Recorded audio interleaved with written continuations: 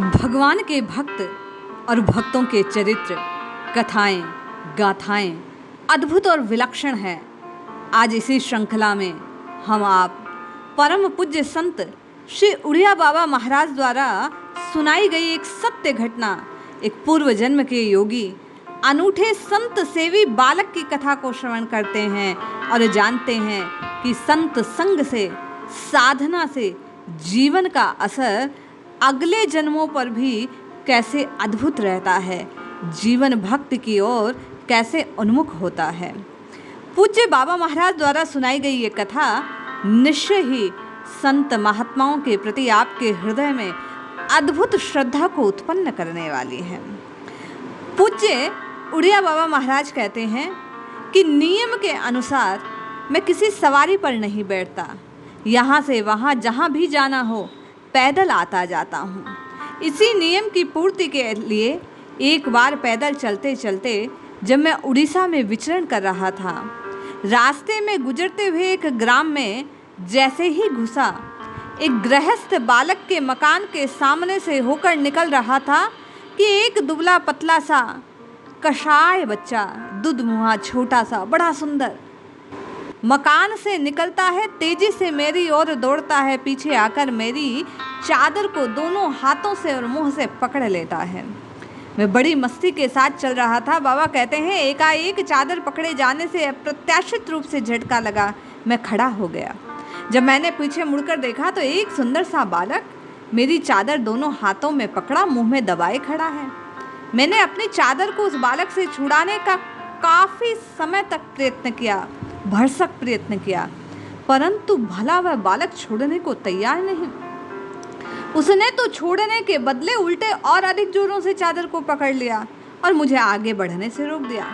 बाबा कहते हैं उस बालक के हठ को देखकर मैं आश्चर्यचकित, क्योंकि बालक ना तो मेरा पूर्व परिचित, ना मैं उसे जानता, ना वो मुझे। फिर उसने मेरी चादर को क्यों खींच लिया? वो मुझे छोड़ने को तैयार नहीं।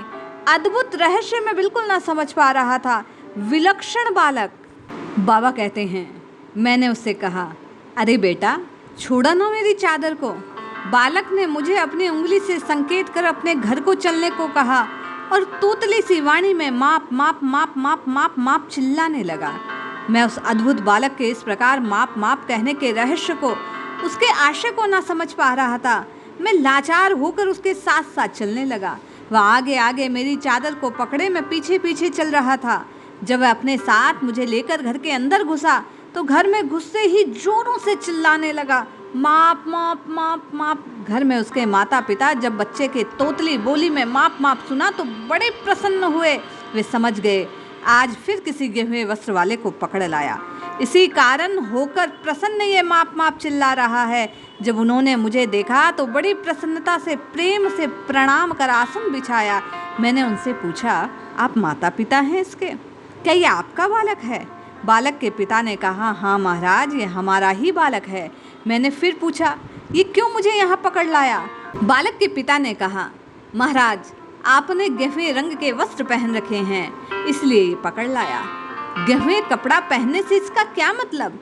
मैंने कुछ कौतूहल से देखते हुए पूछा। महाराज जी, ये जिसे भी गेहुए वस्त्र पहने देखता है बस उसे पकड़ लाता है, बालक के पिता ने बड़ी सरलता से कहा। बाबा महाराज कहते हैं मैंने रहस्य के उद्घाटन की दृष्टि से पूछा, चाहे गेहुआ कपड़ा पहना हो चाहे कोई और। उसने कहा, महाराज ये बालक आपको नहीं, ये तो रास्ते में जो कोई गेहुए वस्त्र पहने मिल जाए, साधु संत महात्मा, उसी को पकड़ लाता है। किसी गृहस्थी संसारी से इसका कोई लेना देना नहीं। पिता कहने लगा, ये साधु संतों को देख बड़ा प्रसन्न होता है, उनके पीछे पीछे दौड़ता है, जब तक उन्हें पकड़कर घर ना लाए तब तक चैन नहीं पड़ता। यदि कभी कोई इसके सामने से साधु महात्मा संत चला जाए, पकड़ में ना आए, उस दिन ये बड़ा दुखी होता है। मानो इसे देखने पर लगता है शरीर से प्राण विलग हो गए हों। एक क्षण रुककर बाबा महाराज कहते हैं मैंने उससे पूछा, ये ऐसा क्यों करता है? उस लड़के के पिता ने बड़े भोलेपन से कहा, महाराज हम तो एक साधारण गृहस्थ सांसारिक आदमी, हम भला क्या जाने इस बात को?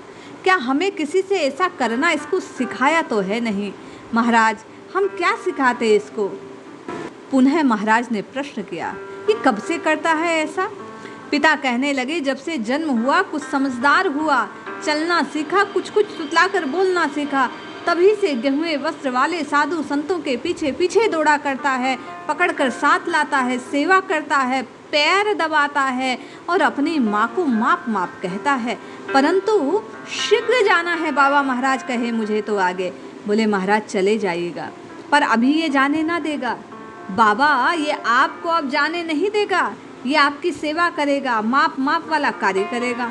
बाबा महाराज कहते हैं, मैंने बड़ी उत्सुकता से उसके पिता को पूछा, ये माप माप क्या चिल्लाता है, माप माप वाला कार्य क्या है? बालक के पिता ने कहा, ये बालक जिस किसी साधु को देखता है उसे पकड़ कर लाता है, अपनी माँ से कहता है कि जल्दी आओ, पूरी बनाओ, भगवान को भोग लगाओ और इन्हें पवाओ। इसलिए माप माप कहता है, इतना सब बोल नहीं पाता, जल्दी में पूरी बना बाबा को खिलाना कहकर माप माप कहता है और इसकी मैया समझ जाती है। पहले ये अपनी माप माप वाली बात पूरी करेगा, फिर आपको आगे जाने देगा। इसलिए महाराज जब तक मैया नहाकर आती है आप आसन पर शांतिपूर्वक विराजिए, जैसे ही स्नान होगा भोग लगेगा, आप पाना और आगे बढ़ जाना।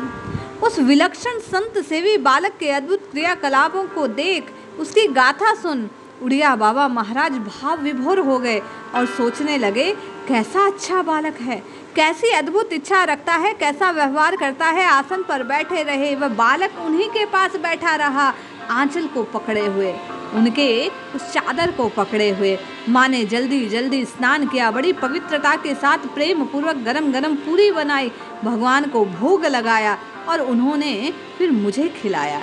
जब मैं खा चुका तो बालक बड़ा प्रसन्न हो रहा था। उसने अपनी पकड़ को कुछ ढीला कर दिया, हट को त्याग दिया। उसका कार्य साधु सेवा जो था वह पूर्ण हो गया था। जो ही आगे जाने के लिए उद्यत हुए श्री उड़िया बाबा महाराज, बालक ने संकेत किया, अब आप जा सकते हैं। चलते चलते माता पिता से वह बालक साधारण नहीं, ऐसा बाबा महाराज कहने लगे, ये विलक्षण है, आपका पुण्य उदय हुआ, कोई पूर्व जन्म का विलक्षण योगी है जो आपके यहाँ आया। इसे किसी प्रकार का कष्ट ना हो, साधु संतों की सेवा में कोई बाधा ना आए, किसी प्रकार की बाधा ना हो, इसका पूरा ध्यान रखो। बाबा महाराज कहते हैं, उस बालक के मुख के दिव्य तेज को देखकर, उसके क्रियाकलापों को देखकर, उसकी साधु सेवा के हट को देखकर निश्चित कहा जा सकता है वह पूर्व जन्म का कोई योगी था। वह एक टक मुझे निहारे जा रहा था और मुझे प्रसाद पाते देख उसके मुख के जो आनंद के भाव थे वह निश्चित उसके भीतर के तृप्ति का संकेत कर रहे थे। ऐसा अद्भुत चरित्र, ऐसा अद्भुत व संत सेवी बालक जो पूर्व जन्म का कोई महात्मा ही था, उसका ये कार्य संत सेवा का हट निश्चित रूप से उसकी भगवान की प्रीति को प्रकट करता है।